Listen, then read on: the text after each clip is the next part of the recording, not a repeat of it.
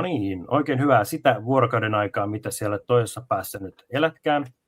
Tervetuloa seuraamaan Herraspodia. Ja ennen kuin säikähdette, niin ei huolta, Akselia ei ole viime jakson perusteella canceloitu. Sen sijaan hän viettää ansaittua lomapäivää. Ja meillä on täällä kunnianarvoisa vieras, dosentti Mikko Heikkilä. Tervetuloa. Kiitos Stefan ja kiitos taas kutsusta tähän mainioon podcast-ohjelmaasi. Joo, sä oot ollut meillä vieraana aiemminkin. Edellinen jakso käsitteli sun tutkimusta koskien piispa Henrikkiä ja Lallia. Sen jälkeen aikaa on kulunut aika paljon ja sä oot kirjoittanut uuden kirjankin, tai en tiedä voiko sitä enää sanoa uudeksi, mutta jos sä aluksi vaikka esittelet itsesi, että missä sä vaikutat ja millä tavalla, mennään sitten itse asiaan. Joo, mielelläni. Nimeni on siis Mikko K. Heikkilä ja olen kotoisin Tampereelta. Olen kielten, historian, kansanperinteen ja tieteen filosofian tutkija, koulutukseltani filosofian tohtori Helsingin yliopistosta. Ja akateemisia titteleitäni ovat dosentti, yliopiston lehtori ja tutkinto-ohjelman johtaja. Joo. Ja tosiaan sulla ilmestyi kuitenkin verrattain hiljattain uusi kirja. Mulla ei ole sitä fyysisenä kappaleena, niin haluatko itse vilauttaa sitä ruudussa?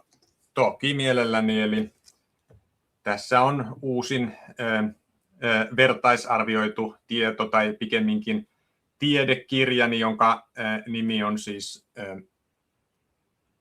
Taruissa on totta.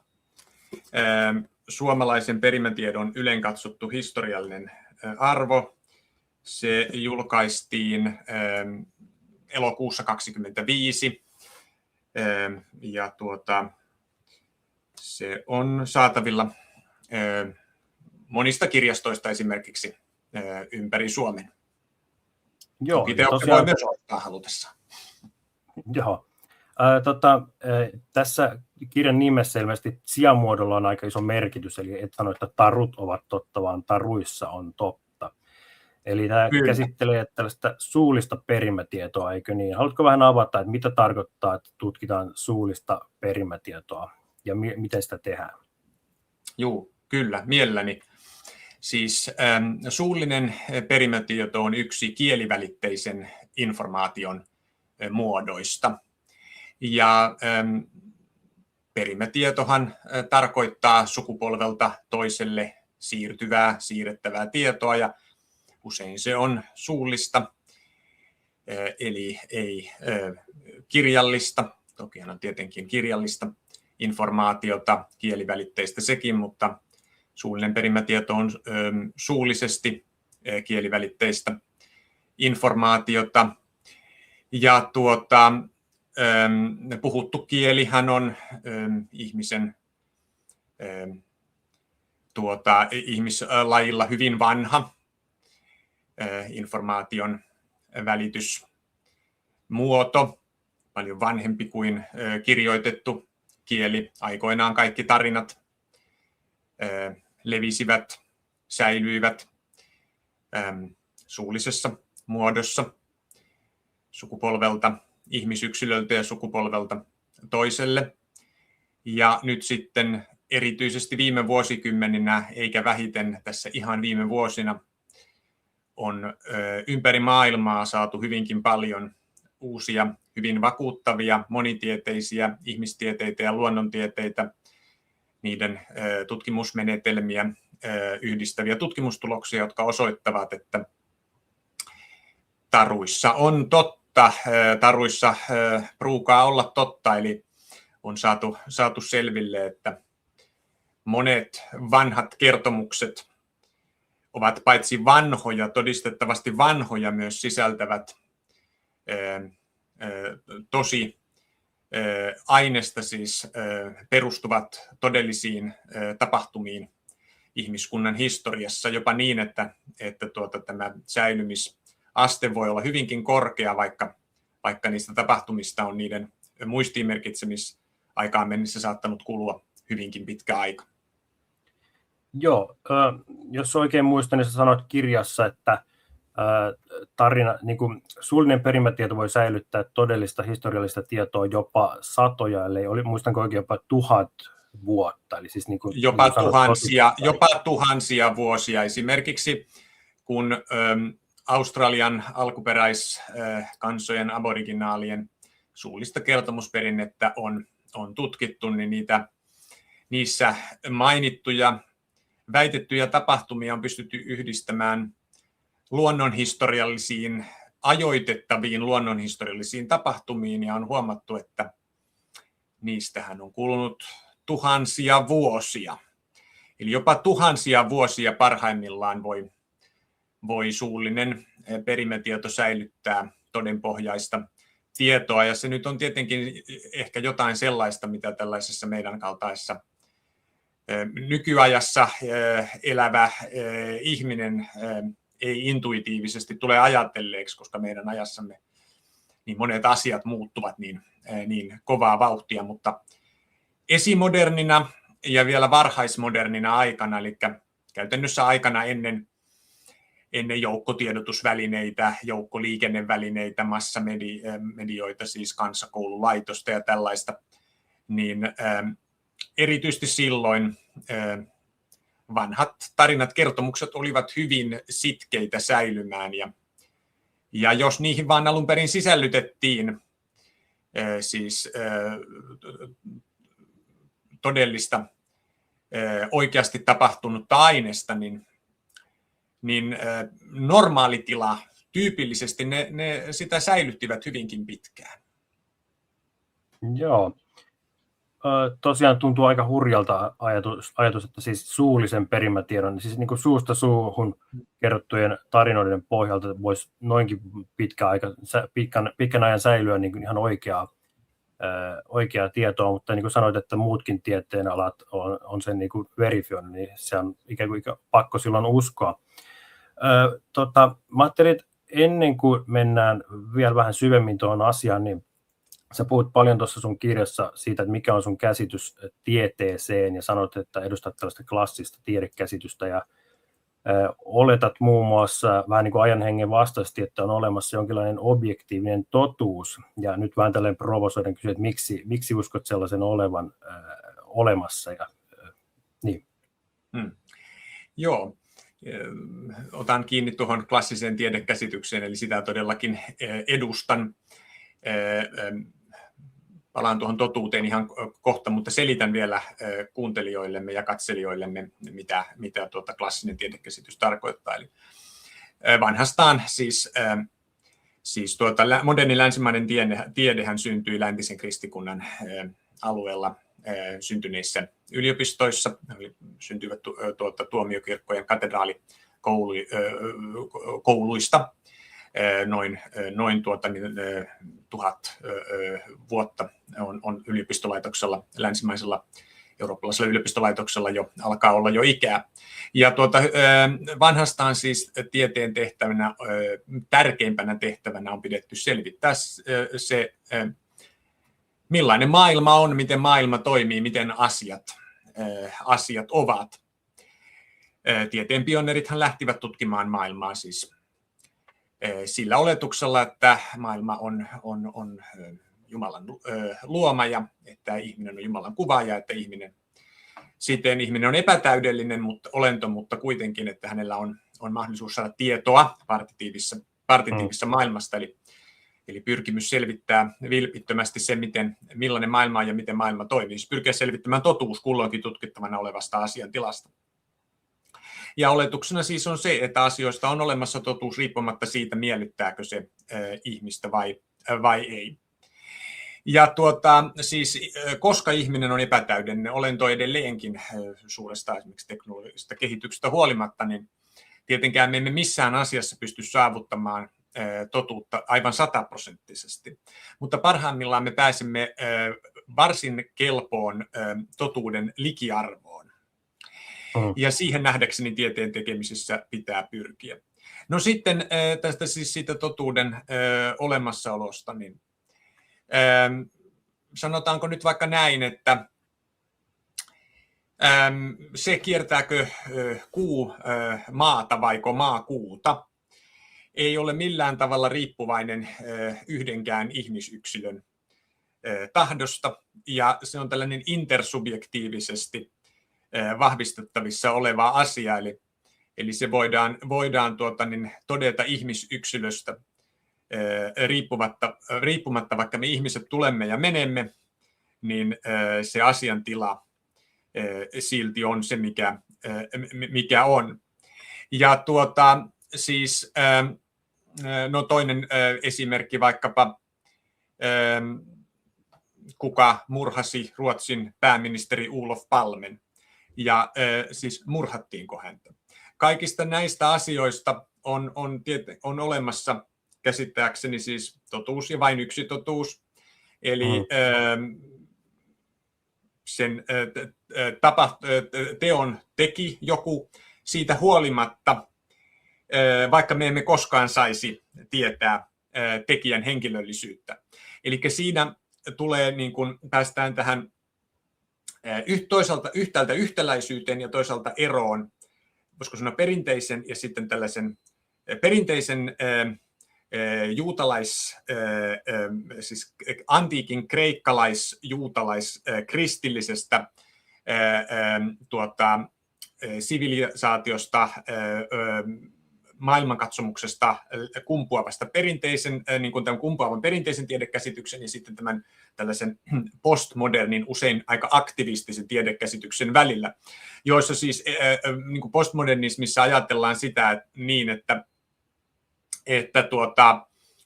mitään tällaisia niin kuin objektiivisia totuuksia ei ole olemassakaan, on vain niin kuin tällaisia subjektiivisia tuntemuksia, fiiliksiä, mutta mielestäni siinä on niin kuin hyvin perustavanlaatuinen tieteen filosofinen virhe, joka oikeastaan kumpuaa tästä niin kuin postmodernismissa tyypillisestä ateistisesta ennakko-oletuksesta.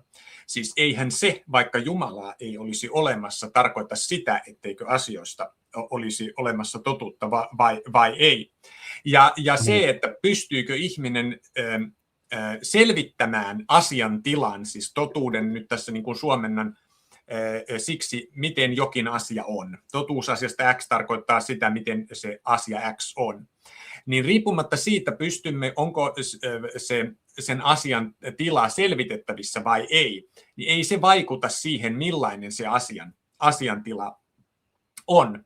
Ja sitä paitsi tämä totuudetun postmodernismi erehtyy nähdäkseni myös siinä, että kun se olettaa, että mitään totuutta mistään asiasta ei ole olemassa, niin itse asiassa se on samalla itsensä kumoava oppi. Nimittäin, jos mistään ei ole olemassa totuutta, niin ei ole olemassa totuutta myöskään siitä, onko totuutta olemassa vai ei. Eli sekin jää silloin vain mielipidekysymykseksi. Eli oikeastaan postmodernisti ei voi sanoa totuuden olemassaoloon uskovan henkilön olevan väärässä. Hän ei voi älyllisen rehellisyyden nimissä todeta niin. Hän voi ainoastaan sanoa, että me kaksi olemme asiasta eri mieltä. Mutta että ei ole mitään sen parempaa mittatikkua ei ole olemassa. Tällä pitkällä puheenvuorolla yritin nyt niin kuin pohjustaa tätä tieteiden, niin kuin tiedekäsitysten, tämän klassisen perinteisen kreikkalais-juutalais-kristillisen tiedekäsityksen ja sitten tämän ateistisen, postmodernistisen tiedekäsityksen välistä merkittävää eroa. Haluan kuitenkin vielä todeta yhden asian jo tässä vaiheessa, voisi olla, että se tulisi myöhemminkin esille, mutta siis se, että vaikka totuuden mahdollinen epämiellyttävyys ei tee totuudesta valhetta yhtään sen enempää kuin valheen mahdollinen miellyttävyys tekisi siitä totuutta, niin tuon asian, voisiko sanoa tällaisen niin kuin, ankaran asiantilan toteamuksesta ei seuraa se, etteikö tieteentekijä voisi osoittaa empatiaa ja sympatiaa kanssaihmisiään kohtaan.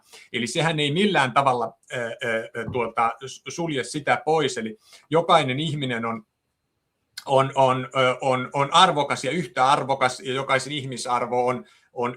jokaisen ihmisen ihmisarvo on yhtä suuri kuin kenen tahansa muun ihmisen, koska ihmisarvo perustuu ihmisyyteen eikä tekoihin, mutta siitä taas puolestaan ei seuraa sitä, että kaikki väitteet ja kaikki teot olisivat keskenään yhtä hyviä. Halusin tämän niin kuin tuoda tähän niin kuin selkeästi esiin, koska näitä asioita, joita tässä nyt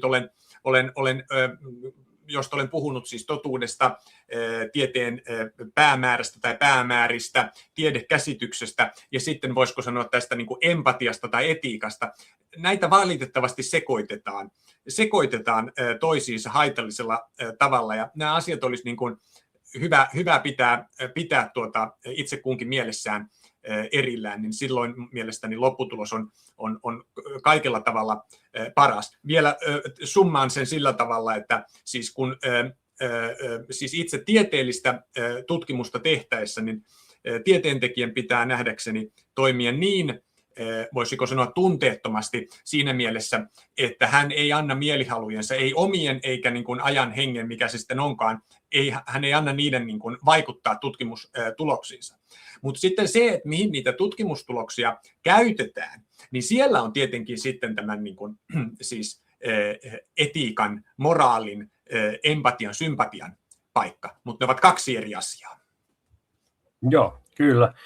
No siinä missä postmodernisti tuntuu ajattelemaan, että koska totuutta ei kuitenkaan voida koskaan täydessä mitä saa saavuttaa, niin vähän, että nostetaan kädet pystyyn, että sitä ei oikeastaan ole olemassakaan tai ei maksa vaivaa selvittää. Ehkä vähän nyt liikaa karrikoa, mutta joka tapauksessa sä taas sit sun kirjassa teet muistaakseni vähän niin kuin tällaisen jaon, tai sanot, että kaikilla tarinoilla on joku kosketus tähän todellisuuteen ja ne kertoo jotain todellisuudesta. Niin muistaakseni jaoit ne jotakuinkin näin, että on olemassa tarinoita, joilla on vahva totuusarvo, sitten sellaisia, joiden totuusarvo on heikko ja sitten on puhtaita satuja.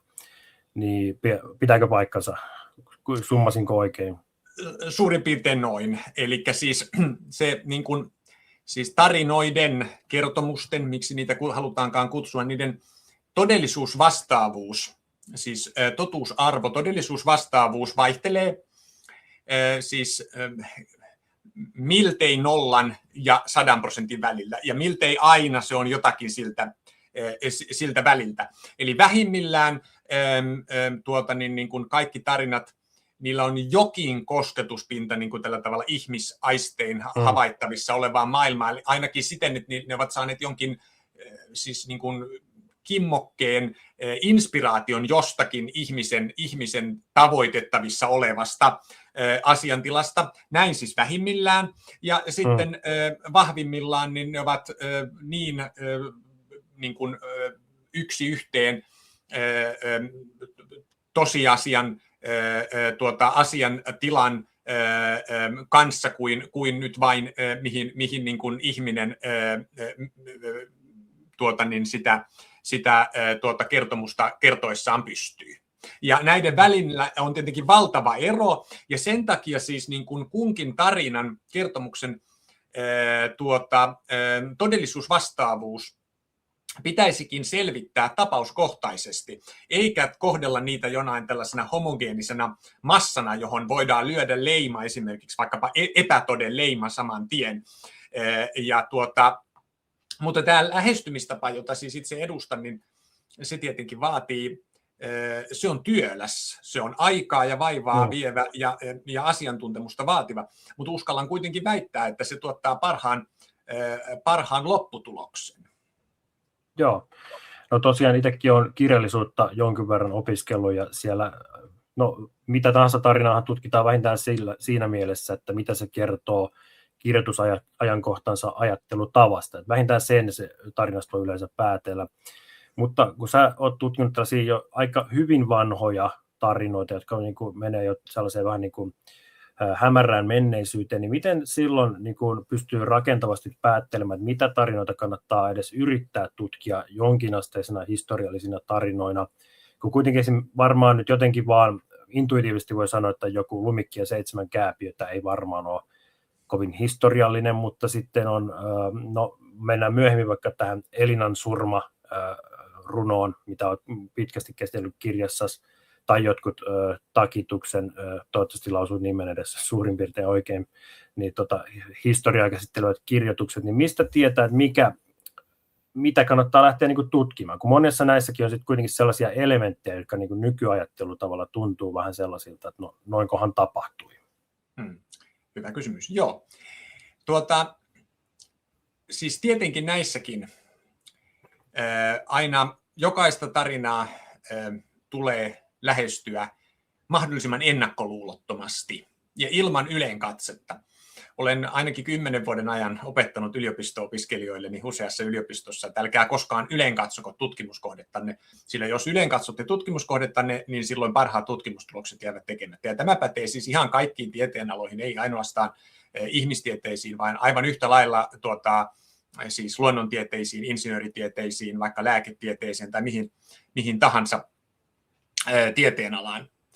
Ja siis ennakkoluulottomasti tulee lähestyä tässä tapauksessa nyt tarinaa kertomusta ja katsoa esimerkiksi sillä tavalla, että löydetäänkö siis ihan yksinkertaisesti, että löytyykö evidenssiä, todistusaineistoa, näyttöä, joka tukee sen tarinan tosipohjaisuutta, todenperäisyyttä, edes osittaista. Ja siinä usein niin tärkeitä todisteita voivat olla esimerkiksi vanhat kirjalliset lähteet, arkeologia, jotka voivat esimerkiksi vahvistaa joko täysin tai ainakin osittain sellaisia asiantiloja, joista tarina kertoo, mutta jotka eivät enää siis niin kuin sen ylös muistiin merkitsemisajankohtana ole olleet voimassa. Ne ovat muuten sellaisia vanhuuden merkkejä, tällaiset niin kuin näennäiset asiavirheet, että niin kuin nykyajan kannalta asiavirheet, mutta vain näennäisesti asiavirheet, eli sellaiset asiantilat, jotka muistumat sellaista asiantiloista, jotka ovat aiemmin vallinneet, mutta eivät enää sitten ole vallinneet. Ja sitten siis näiden ihmistieteellisten todisteiden lisäksi, niin kyllähän luonnontieteiden rooli on viime vuosikymmenen aikana kasvanut merkittävästi.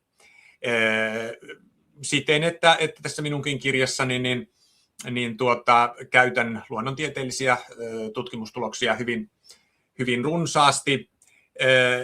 Ja kun mainitsit jo tuon Elinan surman, niin siinähän sitten juuri luonnontieteistä tulee, tarkemmin sanottuna muinaisilmaston tutkimuksesta, eli paleoklimatologiasta tulee, uskallan väittää, ratkaiseva todiste Elinan surman ainakin osittaisesta historiallisuudesta, koska sieltä tulee vahva todiste sille, että kansa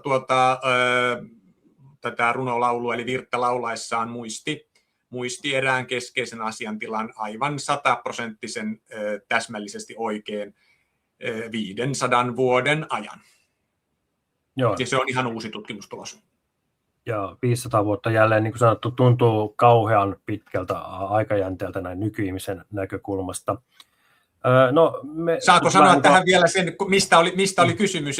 Eli Elinan surmassa, eli Elinan surmavirressä, eli Laukon laulussa, eli Laukon virressä, siis kerrotaan, että Laukon kartanoa Vesilahdessa kohtasi paha kato vuosi tämän Klaus Kurjen väitetyn talonsa ja vaimonsa ja poikansa polttamisen jälkeen, ja kun me nyt sitten yhtäältä historiatieteen ansiosta, siis keskiaikaisten aikalaisasiakirjalähteiden perusteella tiedämme vajaan 1,5 vuoden tarkkuudella, milloin Klaus Kurki kuoli. Siis Klaus Kurki oli varmuudella historiallinen henkilö, Ylä-Satakunnan kihlakunnan tuomari.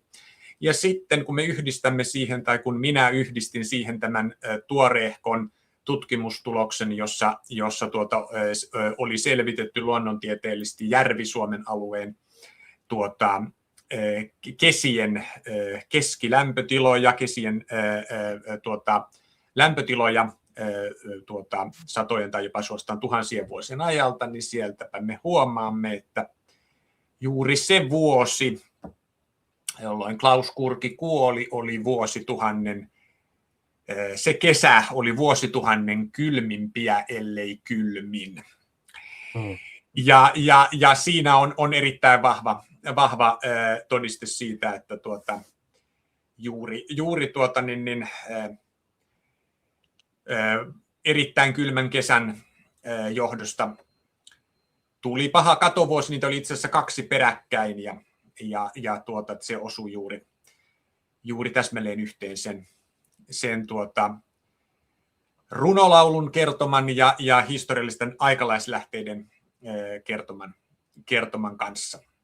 Eli sillä tavalla, kun yhdistetään todistusaineistoa, evidenssiä eri tieteenaloilta, niin päästään parempiin lopputuloksiin kuin minkään yksittäisen tieteenalan puitteissa operoitaessa.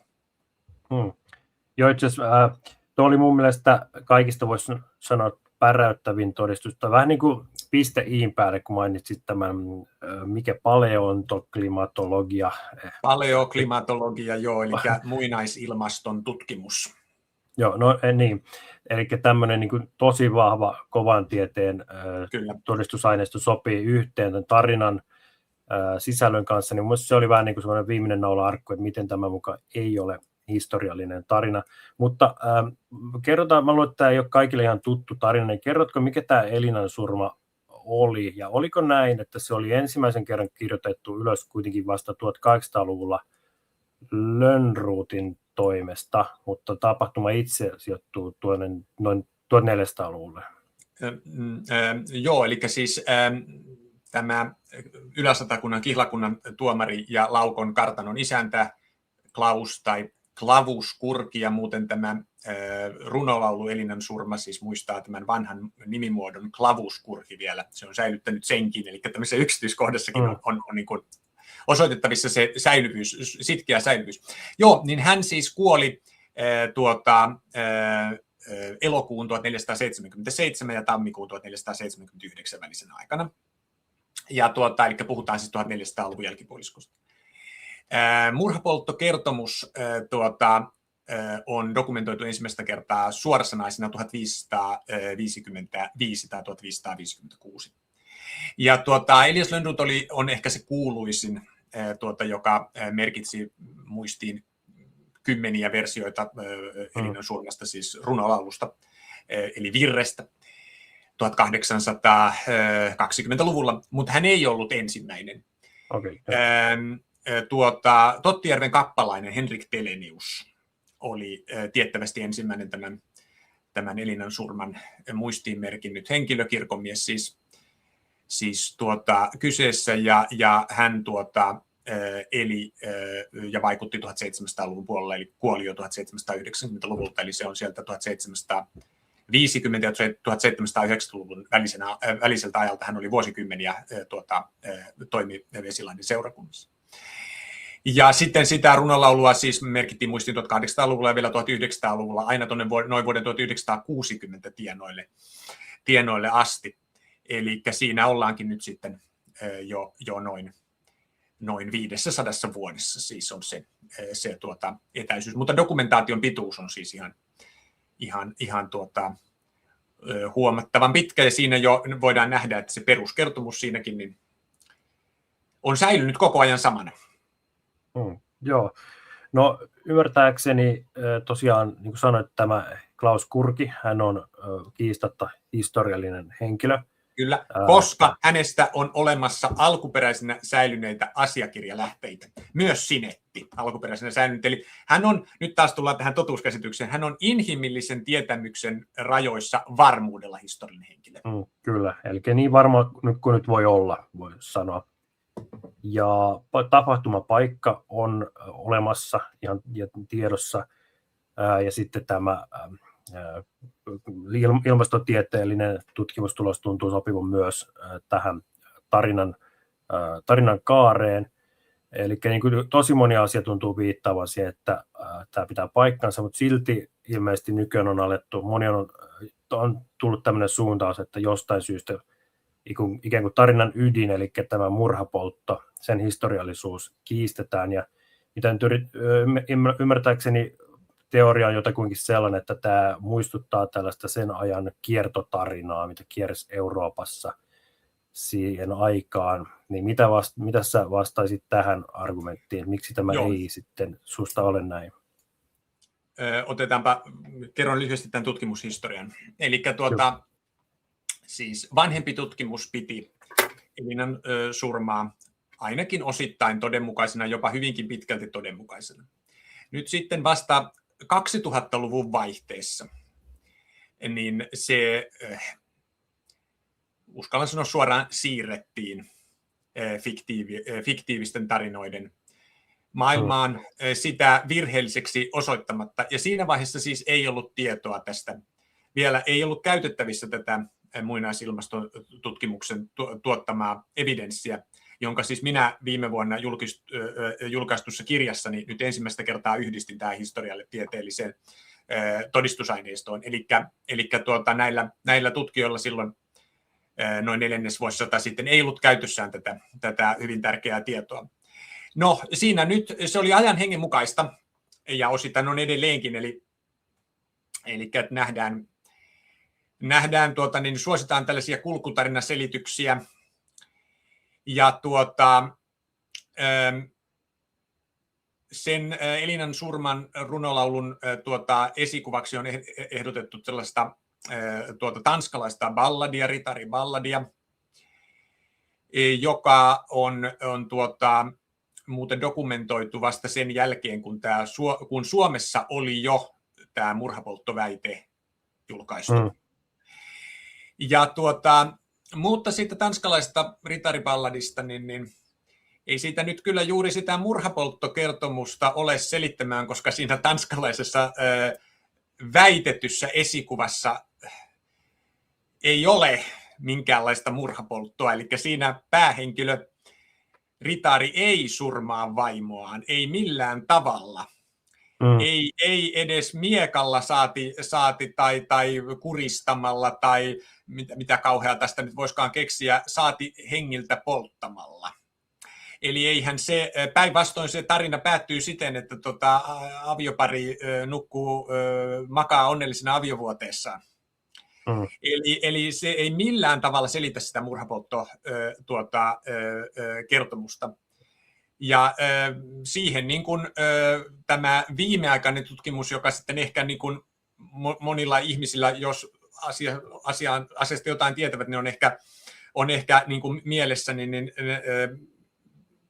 se ei selitä sitä murhapolttokertomusta, tämä viimeaikainen käsitys, eikä sitten tätä muinaisilmastotutkimuksen tulosta. Eli tässä tapauksessa olen sitä mieltä vahvasti, että entistä vahvemmat todisteet puoltavat sitä, että se vanhempi käsitys tämän tarinan totuuspohjaisuudesta, siis totuuspohjaisuus ei tarkoita samaa kuin 100% historiallisuus.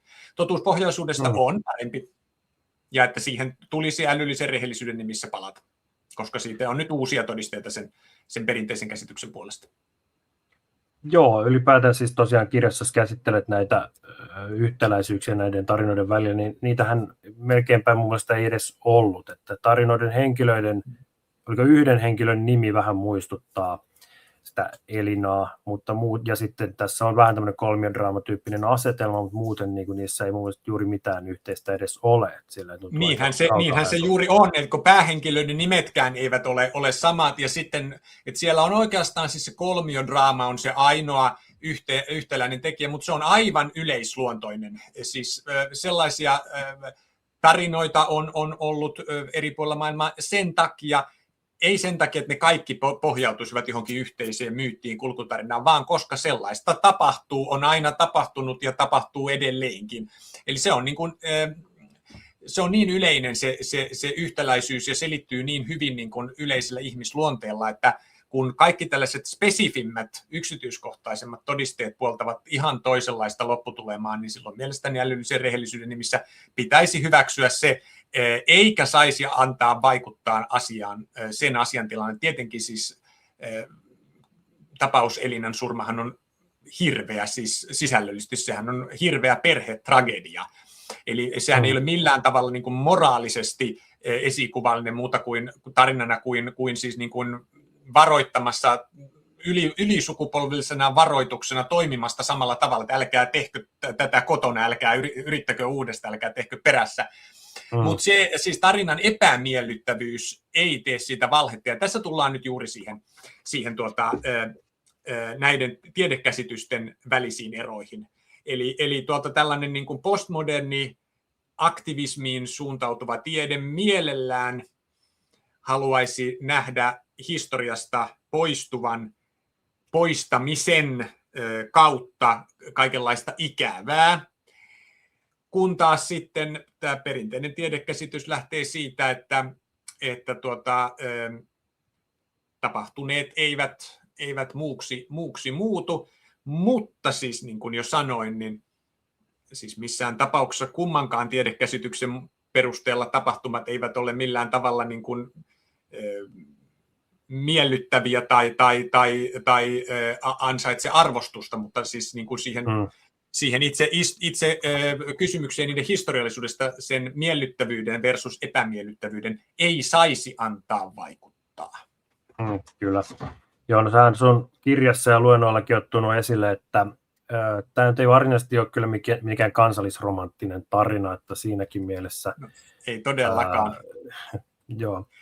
Ei ole kansallisromantiikkaa eikä varsinkaan mitään nationalismia, kun valitettavasti näitä vanhoja suomalaisia kertomuksia on puettu aivan virheellisesti nationalismin eli kansallisuusaatteen niin kuin kaapuun, ja siitä on saatu syy sitten niitä hyljeksiä, kun useimmat tutkijat ovat toisen maailmansodan jälkeen suhtautuneet vieroksuen, karsastaen nationalismiin. Mutta siis esimerkiksi mitä tulee Elinasunmaan ja lukuisiin muihin suomalaisiin vanhoihin kertomuksiin, ne eivät todellakaan ole mitään suursuomi-haihattelua tai jotakin muuta sen tapaista, vaan siis pikemminkin murheellisia lauluja murheellisten laulujen maasta, epänormaalin biisin nimeä niin kuin, siis lainatakseni, eli se tällainen kansallisromanttisuus tai jopa nationalismi-kytkös on perustavanlaatuisen virheellinen ja todella valitettava asiantila, koska se on estänyt monen tieteenalan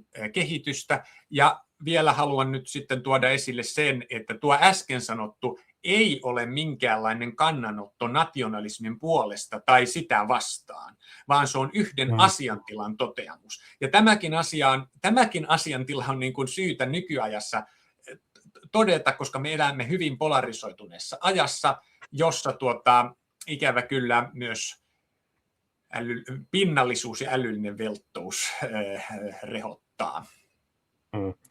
Joo, jotenkin toivoisi, että tämmöisiä itsestäänselvyyksiä ei tarvitse sanoa, että jos pitää tarinaa todellisena, niin ei tarkoita, että pitää sitä jotenkin ihailtavana. Hyvin tiivistetty, juuri noin. Mutta tosiaan tämä kurkkisuku, siihen liittyy toinenkin, tämä on itse asiassa Suomen, voisi sanoa nyt, en tiedä voiko puhua muinaishistoriasta, mutta Suomen varhaishistorian kannalta aika keskeinen suku, ja liittyy toinenkin henkilö ja tarinoita, tämmöinen kuin Matti Kurki. Ja haluatko vähän summata niille, jotka eivät tiedä, että kuka ehkä oli Matti Kurki ja miten hänen historiallisuutensa pitäisi suhtautua? Mielelläni, joo. Aloitan tästä Kurkisuvusta siis. Ainakin alun perin suomalainen ja suomenkielinen mahtisuku keskiajalta. Ruotsin valtakunnan itämaasta, siis Turun hiippakunnasta, joka oli valtiollisen Suomen varhaisin erotettavissa oleva esimuoto, siis keskeinen Turun hiippakunta. Ja tuolla 1300, 1400, 1500-luvulla ja vielä myöhemminkin tämä kurkisuku oli erittäin merkittävä mahtisuku, aatelissuku Ruotsin valtakunnassa, erityisesti tällaisen Suomi-nimisessä itäisessä osassa, ja he vaikuttivat erityisesti Kokemäenjoen vesistöalueella, siis vanhassa Hämeessä ja Satakunnassa, erityisesti Ylä-Satakunnassa, toki myös Turussa. Ja siinä, missä esimerkiksi Klaus Kurki ja monet muut kurjat ovat varmuudella historiallisia, koska heistä on säilynyt historiallisia asiakirjalähteitä, niin Matti Kurki, tai alun perin Mattis Kurki, Matti-muodon vanhempi nimimuoto oli Mattis, ja sillä nimellä myös tätä Matti Kurkea alun perin kutsuttiin, niin hänen historiallisuutensa on siinä mielessä epävarma, että hänestä ei ole säilynyt siis aikalaislähteitä, Mutta eipä ole paljon juuri kenestäkään muustakaan suomalaista siltä ajalta, koska Matti Kurjen väitetään eläneen 1200-luvun jälkipuoliskolla. Ja siltä ajalta on hyvin, hyvin vähän säilynyt kirjallista todistusaineistoa. Eli se kirjallisten lähteiden puuttuminen ei missään tapauksessa ole mikään ratkaiseva todiste hänen epähistoriallisuutensa puolesta. Eli se historiallisuuskysymys täytyy päätellä muista tekijöistä. Ja nyt sitten mennään aihetodisteisiin, niin kuin aina tällaisissa tapauksissa, pro et contra, puolesta ja vastaan argumentaatioon, ja hänen historiallisuuttaan vastaan, siis mahdollisesti puhuu ainoastaan tämä asiakirja, evidenssipuute, mutta hänen historiallisuutensa puolesta puhuvat lukuisat tekijät. Esimerkiksi se, että tarinat Matti Kurjesta ovat todistettavasti hyvin, hyvin vanhoja. Niitä on esiintynyt laajalla alueella, ja huomatkaa, siis ei ainoastaan suomenkielisten, vaan ruotsinkielisten ja saamenkielisten keskuudessa. Etelä-Suomessa, Pohjois-Suomessa, Pohjois-Ruotsissa.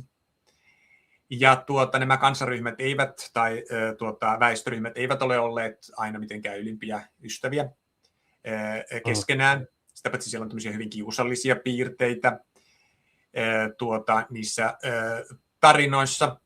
Ja sen takia, ja sitten näitä tällaisia aiemmin vallinneita asiantiloja. Esimerkiksi muisto ajasta, jolloin Häme ei vielä kuulunut Ruotsin valtakuntaan eikä maksanut veroja Ruotsin kruunulle eikä kirkolle. Joten sitten mielestäni oikea kysymys kuuluu, että miten nämä tarinat sitten ovat syntyneet, jos ne ovat täysin fiktiivisiä. Ja sellainen selitys, joka sitten vaan toteaa, että tästä Matti Kurjesta ei ole asiakirjalähteitä, joten hän on fiktiivinen henkilö. Pidän sellaista lähestymistapaa hyvin laiskana. Siis suurta yleisöä suorastaan harhaan johtavana, koska siinä täysin vaietaan siitä kysymyksestä, että miten tämä todistettavasti vanha tarina sitten on syntynyt. Ja kun nämä todisteet lasketaan yhteen, niin pidän todennäköisempänä, että siinäkin tarinassa on totuuspohjaa. Mainitsen vielä yhden todisteen tässä yhteydessä. Mikäli Kurkisuvun esi-isäksi väitetty Matti Kurki olisi fiktiivinen henkilö, ja tämä Kurkisuvun hallussa satoja vuosia ollut Laukon kartano, heidän niin kuin kotipesänsä, tukikohtansa, olisi tullut Kurkisuvun haltuun alun perin jollain toisella tavalla, niin miksi sitten Matti Kurjen tai miksi Laukon kartanon väitettiin alun perin olleen lappalaisten heimolinnoitus ja saaneen nimensä heiltä. Saamelaisia kutsuttiin silloin lappalaisiksi.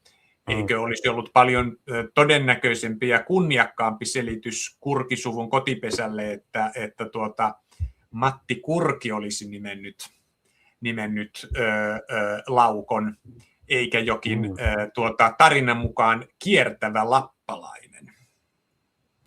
Joo, niin tämä on se niin sanottu kiusallisuuskriteeri, että ei ole syytä Kyllä. keksiä tällaista asiaa, mikä tuntuu ikään kuin tällaiselle kunniakkaalle suulle kiusalliselta piirteeltä. Ja miksi saamelaisetkin tunsivat tämän tarinan, vaikka heillä ei olisi ollut mitään syytä muistella Matti Kurkia, jonka kerrottiin olleen suuri saamelaisten ahdistelija ja verottaja. Ja kiusallisuuskriteeri on siis yksi keskeinen autenttisuuden, siis aitoperäisyyden puolesta puhuva tekijä. Niitä on toki muitakin, muun muassa moninkertainen todistus, ja moninkertainen todistus myös puoltaa tätä Matti Kurjen historiallisuutta. Eli siis hänen historiallisuutensa ei todellakaan lepää minkään vain niin kuin uskomisen halun pohjalla, vaan sen puolesta voidaan esittää ihan painavia historiatieteellisesti päteviä todisteita. Joo. Tulee tuosta, ehkä jollain lailla liittyy tuon kiusallisuuskriteeriin, mietin sitä Elinan surmaa vielä. kyseessä on niin kuin jonkinlainen mahtisuku ja siitä kerrotaan tuollaista tosi ikävää tarinaa, niin eikö taisit sanoakin kirjassa, että luulisi, että tätä olisi yritetty jollain lailla kumota ja sanoa, että tämä ei todellakaan ole tosi tarina, jos sillä ei olisi joku pohja tosimaailmassa.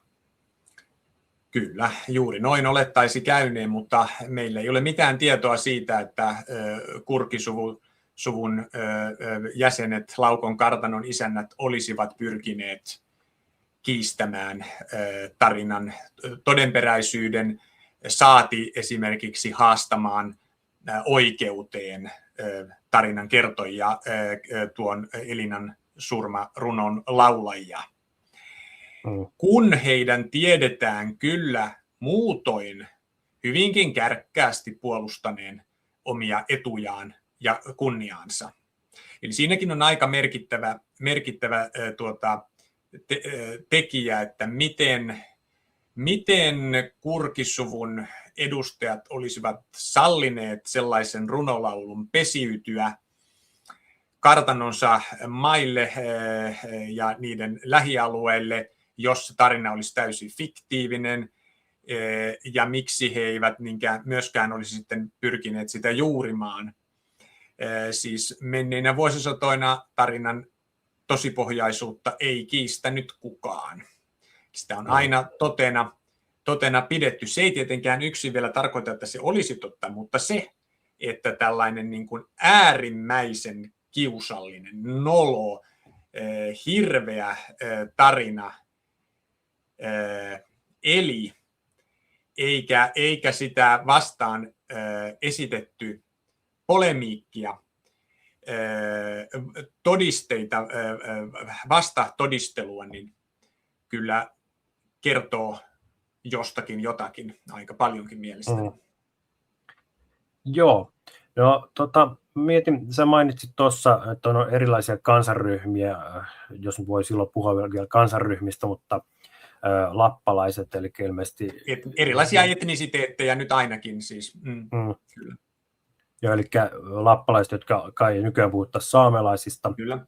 Niin miten kauas pitää mennä, että historiassa voidaan sun mielestä puhua ikään kuin, että koska voidaan puhua niin kuin suomalaisista? Sä mainitsit tällaisia ryhmiä tosiaan kuin lappalaiset ja kveenit, nämä on niin kuin nimiä, mitä käytetään eri ryhmistä, niin miten kauas pitää mennä, että voidaan ikään kuin löytää ensimmäisiä mainintoja suomalaisista tai johonkin siihen viittaavasta? No, nykyään vallitseva käsitys identiteeteistähän on se, että ihmisen ja ihmisryhmien, kansaryhmien tulee itse saada määritellä oma identiteettinsä. Ja ajattelisinkin, että tietenkin suomalaisuutta on ollut vähintään niin kauan kuin ainakin joku on itseään suomalaisena pitänyt, siis identifioinut itseensä suomalaiseksi, kutsunut itseään suomalaiseksi. Ja tämä nimi Suomihan on todistettavasti ikivanha. Siis sen kirjallinen dokumentaatio kattaa koko tunnetun historiallisen ajanjakson täällä Pohjois-Euroopassa ja etymologian, siis kielihistorian, sanahistorian avulla me tiedämme jo sen nimen taivutuksesta Suomi, Suomen, suomalainen, että se on tuhansia vuosia vanha sana kautta nimi. Eli siis ei tietenkään siis suomalaisuus ollut 1000 vuotta sitten sellaista kuin se on tänä päivänä, mutta eiväthän ihmisetkään ole 90-vuotiaina enää täysin samanlaisia, läheskään täysin samanlaisia kuin he olivat 10-vuotiaina. Mutta jatkumo silti on molemmissa, että ihmisyksilö ei 90-vuotiaana ole samanlainen kuin hän oli 10-vuotiaana, eikä nykypäivän suomalaisuus ole samanlaista kuin suomalaisuus vaikkapa 800 vuotta sitten, mutta niissä on kuitenkin molemmissa jatkumo, siis keskeytyksetön yhteys sukupolvelta toiselle. Joo, no mikä sanoit, että nämä ihmisryhmät ei aina ole ollut ihan parhaita ystäviä keskenään, niin minkälainen on ollut sitten vaikka suomalaisten ja lappalaisten kautta saamelaisten suhde siinä varhaisessa historiassa, näinä aikoina, mistä mekin nyt ollaan puhuttu? No Siis usean tieteenalan todistamanahan me tiedämme, että Etelä-Suomessakin on aikanaan ollut saamelaisasuntosta, muun muassa paikannimistoevidenssin perusteella sitten on ihan asiakirjalähteistöäkin jonkin verran, erityisesti sitten Keski-Suomesta ja siitä pohjoisemmaksi. Ja sitten mitä tulee ja myöhemmältä ajalta sitten keskiajan jälkeiseltä ajalta, uudelta ajalta on siis kasvava määrä tietenkin asiakirja-aineistoa, mutta jos ajatellaan, mitä tämä niin kuin suomalainen kansanperinne asiasta kertoo, niin sitä on 1600-luvulta alkaen muistiin merkitty näitä vanhoja lappalaismuistoja Etelä-Suomesta, joiksi siis saamelaisia silloin kutsuttiin, niin niissä tarinoissa ne ovat hyvinkin niin kuin realistisia useimmiten. Niissä yhtäältä siis saamelaisia ei niin kuin, heitä ei panetella, heitä ei niin kuin, halveksuta, pikemminkin säälitään. Ja toisaalta sitten suomalaisessa perimätiedossa on vahva muistuma siitä, että Etelä-Suomessa aikoinaan asui saamelaisia ja että he sitten suomalaisten tieltä väistyivät ja osin myös, että heitä ihan karkotettiinkin pois. Eli hyvin sellainen rehellinen kuva asioiden tilasta niin näistä kertomuksista välittyy. Ja että suhtautumista on ollut sitten erilaisia suhtautumisia erilaisissa asiayhteyksissä. Mutta sielläkin siis niin kuin, se on muistettu, että vuosisatoja sitten täällä etelässäkin asui lappalaisia, että sitä ei mitenkään niin kuin sitä muistoa, se ei unohtunut eikä sitä pyritty unhoon saattamaan, eli siinäkin se säilyy hyvinkin sitkeästi ja idealismi hyvin todenmukaisena. Joo, muistaakseni kirjoitit jotakuinkin näin, että kristinuskon tulo Suomeen ehkä saattoi olla sellainen, joka viimeistään ikään kuin, että nämä ryhmät on ollut aika tiivisti tekemisissä toistensa kanssa, mutta sitten se oli viimeistään ainakin yksi tekijä, joka vaikutti siihen, että ryhmät ikään kuin ajautui erilleen ja ikään kuin suomalaiset omaksu kristinuskon ja saamelaiset ei niinkään. Varmasti sillä on ollut vaikutusta, siis mennään taas siihen, mitä perimän tieto kertoo, ja varsin uskottavasti esimerkiksi Matti Kurkeen liittyvissä tarinoissa, eli se, että on ollut aika, jolloin esimerkiksi Häme ei kuulunut Ruotsin valtakuntaan, eikä ollut vielä kristillinen. Sitten tuli kristinusko ja Ruotsin valta ja verotus. Eli muistettiin aika, jolloin ei ollut siis, että hämäläiset eivät maksaneet veroa kenellekään. Mutta sitten he alkoivat maksaa veroa sekä katoliselle kirkolle että Ruotsin kruunulle. Ja tarinan mukaan siis osa hämäläisistä ei halunnut alistua tähän uuteen asiantilaan ja pakeni sitä, siis ihan tietoisesti lähti pois, siirtyi pohjoisemmille alueille, esimerkiksi Kemijokilaaksoon, Tornion jokilaaksoon, eli tapahtui tällainen eräänlainen hämäläisten, saamelaisten exodus pois orjuuden pesäksi muodostuneesta Hämeestä pohjoisempien lohijokien varsille, jossahan siis ilmasto on leveyspiiriin nähden hyvin suotuisa. Ja sitten, että kun etelämpänä sitten saatiin tietää tästä asiasta ja tietenkin kun Ruotsin valtakunta sitten edelleen levittäytyi, niin tämä vetäytyminen jatkui entistä pohjoisemmaksi ja myös haluttiin niin kuin sitten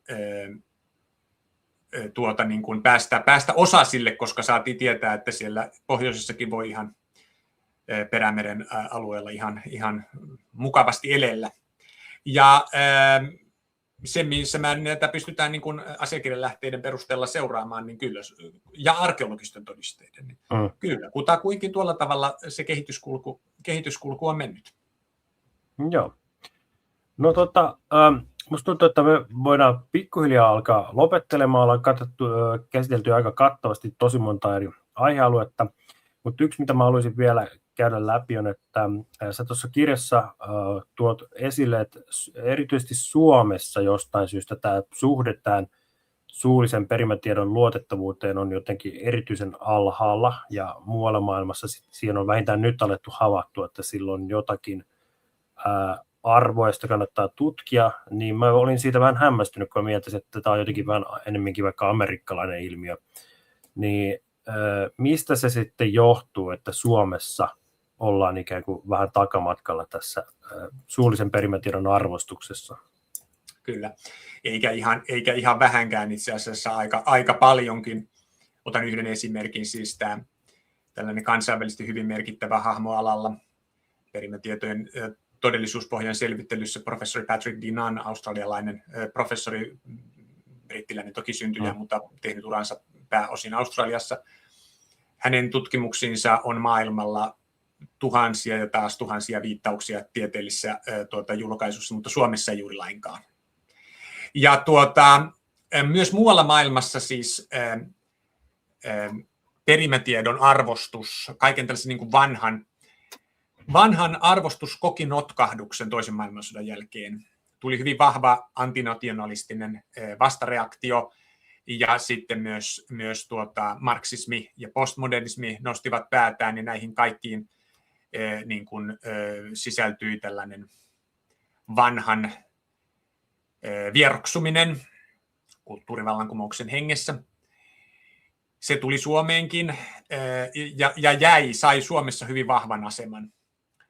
Osin kylmän sodan seurauksena se, koska Suomessa ei kylmän sodan aikana oikein, piti olla varovainen. Ei ollut soveliasta niin kuin, esittää sellaisia käsityksiä historiasta, joiden voitiin niin kuin tulkita olevan jollain tavalla niin kuin, suuria, pikemminkin pienentely katsottiin, historian pienentäminen katsottiin turvallisemmaksi, ettei vaan mitään suurenneltaisi. Ja Suomessa edelleenkin tämä tilanne on se, että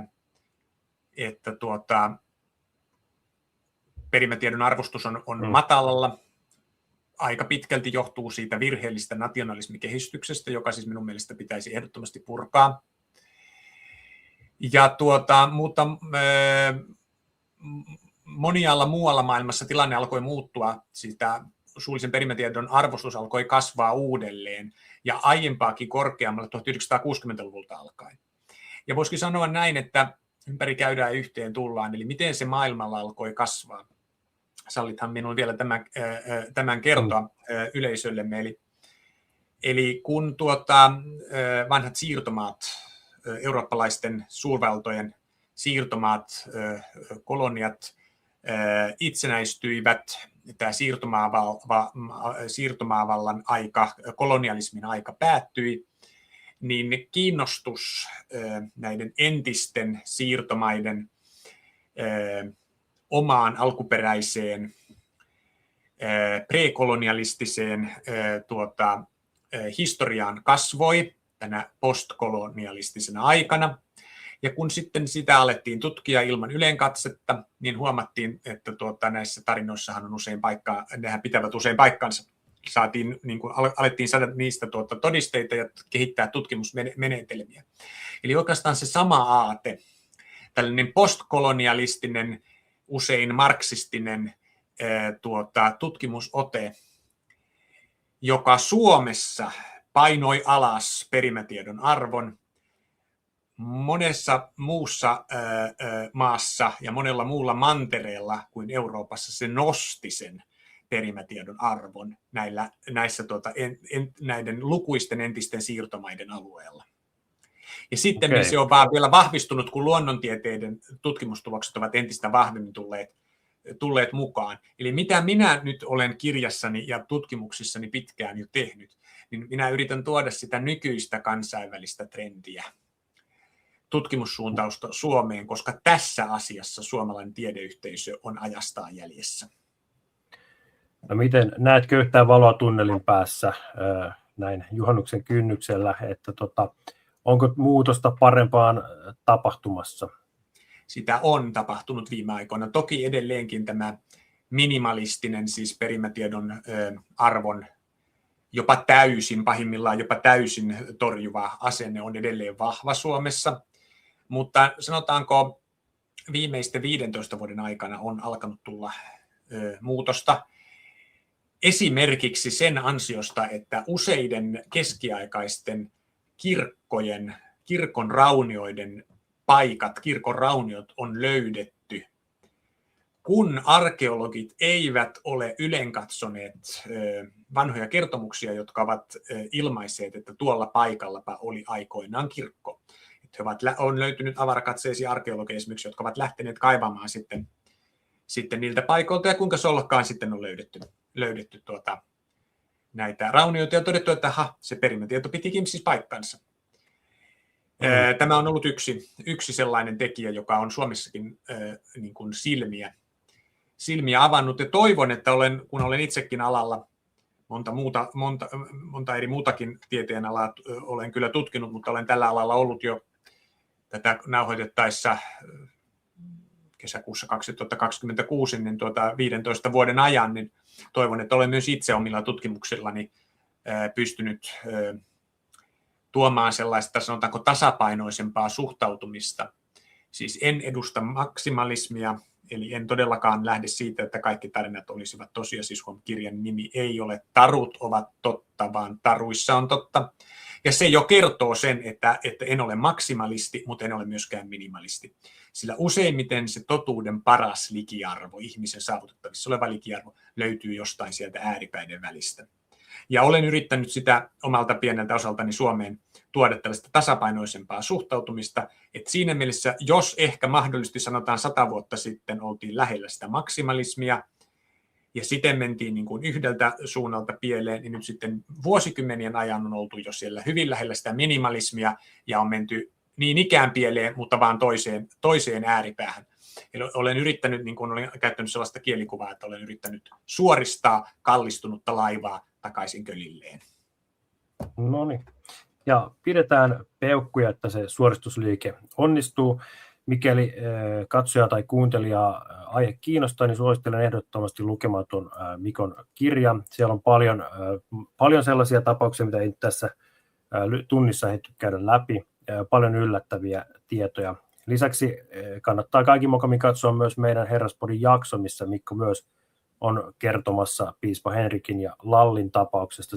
Niin ikään siinä on aika paljon sellaista tietoa, mitä te ihan Wikipedian varassa pysty omaksumaan. Mutta me varmaan toivotetaan hyvää kesää kaikille ja toivon, että tilaat tämän kanavan, jaat ystävillesi ja myös saa kommentoida tuonne alas, jos olet samaa tai eri mieltä. Yes. Kiitos Mikko. Kiitoksia sinulle Stefan ja kaikkea hyvää kaikille kuulijoillemme ja katselijoillemme. Joo.